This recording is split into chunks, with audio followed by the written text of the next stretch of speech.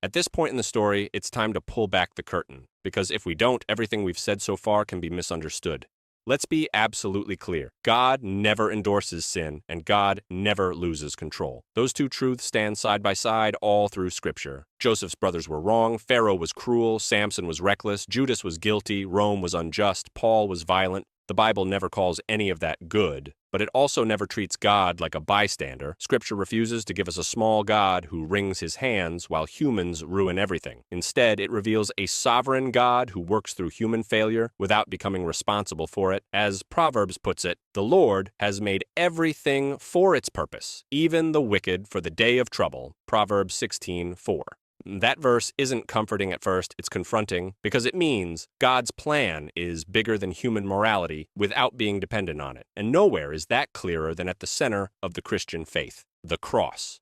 If you want the ultimate example of God using evil without excusing it, you don't look to Pharaoh or Judas. You look to Jesus Christ. The crucifixion is the worst act in human history. Innocence crushed, justice perverted, power abused, religion corrupted, politics weaponized, violence celebrated. Peter says it plainly, you killed the author of life, Acts 3:15. And yet, somehow, that same event becomes the means by which life is offered to the world. Isaiah says it without flinching. It was the will of the Lord to crush him, Isaiah 53:10. Not because God delights in suffering, but because redemption required going straight through humanity's darkest act. Evil is fully exposed at the cross, and redemption is fully revealed. That's the theological landing point of everything we've been talking about. God doesn't call evil good. He overcomes it with something greater, and this is where the story leaves the pages of Scripture and steps into your life. Because if God's plan was not fragile enough to be derailed by betrayal, tyranny, injustice, or even crucifixion, then it is not fragile enough to be vetoed by your past. Your failures don't surprise him.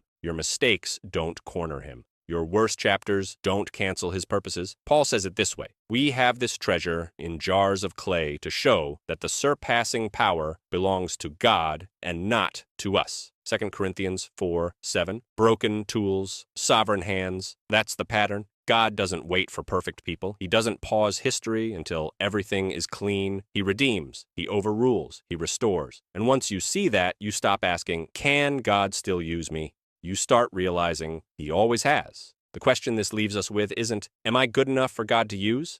The Bible already answered that. The real question is quieter and harder. Do you trust God enough to believe he's still working, even when the instruments are flawed? If this reframed how you see Scripture or how you see your own story, take a moment and sit with it. And if you know someone who needs that reminder, share this with them. For more in-depth, Bible-rooted conversations like this, subscribe and stay with us, because the story God is telling isn't finished, and neither are you.